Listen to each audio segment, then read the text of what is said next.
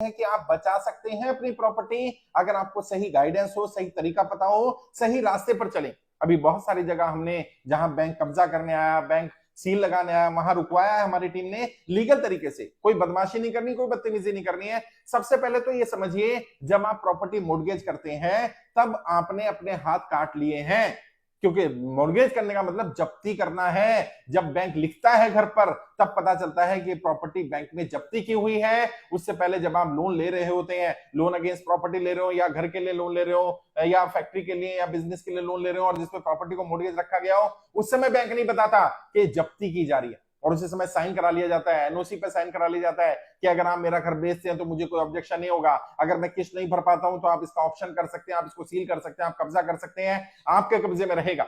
और जो बैंक जब अपनी कार्रवाई करनी शुरू करता है तब इंसान को एहसास होता है और तब तक देर हो जाती है। तो पहली बात तो जो मैंने बार बार कहा है, अपनी तरफ से विलफुल डिफॉल्टर मत बनिए। अगर आप विलफुल डिफॉल्टर नहीं है, आपका ट्रैक ठीक रहेगा।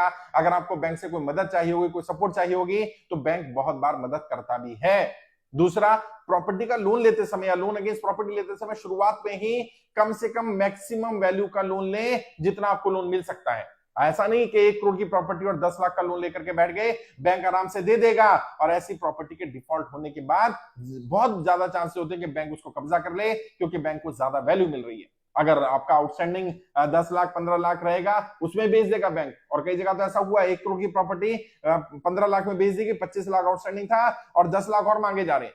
तो कोशिश करें मैक्सिमम अमाउंट का लोन ले। अब अगर आपने मैक्सिमम अमाउंट का लोन नहीं लिया, या आप गलती कर गए, आपने 13(2) का नोटिस आ गया, 13(4) का आ गया, अब प्रॉपर्टी बैंक कब्जा करना चाहता है, कैसे बचाएंगे आप लीगल तरीके से? एक तो एसडीएम के पास पावर होती है, आपका सब डिवीजन मजिस्ट्रेट, कई जगह उसको डीसीबी को भी यही पावर दी जाती है।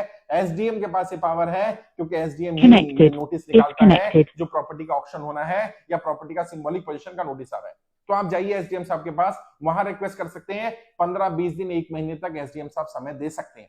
अगर वहां भी समय नहीं मिलता है तो आप डीआरटी में जा सकते हैं, डेब्ट रिकवरी ट्रिब्यूनल। वैसे तो उसका नाम डेब्ट रिलीफ ट्रिब्यूनल होना चाहिए था, लेकिन जो डेबिटर है उसके लिए रिलीफ के लिए कोई ऑप्शन नहीं है, वहां डेब्ट रिकवरी ट्रिब्यूनल बना दिया गया है। डीआरटी में भी 20% पैसा चाहिए होता है, लेकिन आपको कहीं ना कहीं से व्यवस्था करनी पड़ेगी अगर आपको अपनी प्रॉपर्टी को बचाना है तो। और साथ ही साथ जैसे मैंने कहा, कर्जमुक्त भारत अभियान में जुड़िए। यदि आपके साथ कुछ गलत हुआ होगा, अनियमितताएं पाई गई होंगी, आपकी प्रॉपर्टी गलत तरीके से ऑक्शन की गई होगी या कब्जा करने की कोशिश की जा रही होगी, मैं आपसे वादा करता हूं आपकी प्रॉपर्टी को आपको वापस दिलाया जाएगा। लेकिन शुरुआत में ही गलती ना करें। अपना जो अमाउंट है, जितना आपको अमाउंट की जरूरत है उतना ना लेकर के जितना आपको मिल सकता है उतना लें, और उसका सही उपयोग करें। अपनी तरफ से विलफुल डिफॉल्टर ना बने, किस्त भरने की व्यवस्था करके रखें, क्योंकि आपने जब लोन लिया है तो आपको लोन चुकाना चाहिए। अगर सरकार की किसी गलत नीति के कारण आप लोन नहीं चुका पा रहे हैं तो वो भी आपको साबित करना पड़ेगा। अगर आप कहते हैं नोटबंदी के कारण दिक्कत आई, जीएसटी के कारण दिक्कत आई, लॉकडाउन के कारण दिक्कत आई, तो क्या दिक्कत आई? आपका व्यापार बंद हुआ, नौकरी छूटी, जो भी समस्या आई है उस समस्या के बारे में बताइए और क्या मदद चाहते हैं। हम ज्यादातर समय पर कोशिश करते हैं समय मिल जाए, और बहुत बार जब प्रॉपर्टी सील हो रही होती है या प्रॉपर्टी के ऊपर कब्जा किया जा रहा होता है, व्यक्ति भी यही चाहता होता है कि उसे समय दे दिया जाए।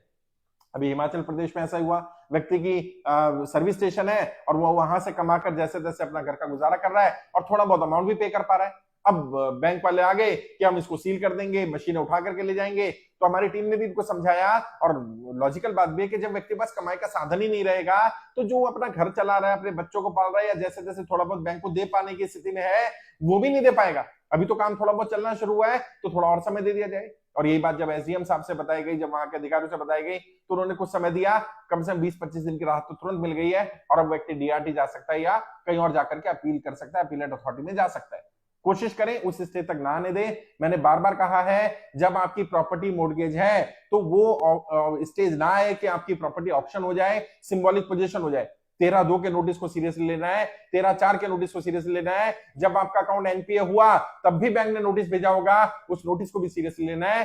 कोशिश करें आपका अकाउंट एनपीए ना हो, और अगर एनपीए हो जाता है उसको एनपीए से निकालने की कोशिश करें। अगर आपका अकाउंट एनपीए नहीं होगा या रेगुलर अकाउंट चल रहा होगा तो बैंक बहुत सारी सुविधाएं दे सकता है। मैं भी मदद कर सकता हूं, मेरी टीम मदद कर सकती है, बहुत सारे विकल्प आपके पास रहते हैं।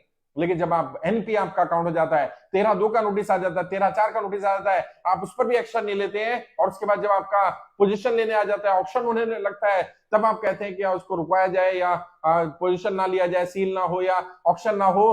तब बहुत कम ऑप्शन है, बट तब भी ऑप्शन है। उसके लिए भी हमारी टीम से संपर्क कर सकते हैं। वीडियो के डिस्क्रिप्शन जाइए, हमारे फोन नंबर मिल जाएंगे, टीम से संपर्क करिए, मेरी लीगल टीम आपको जरूर कुछ ना कुछ गाइड करेगी।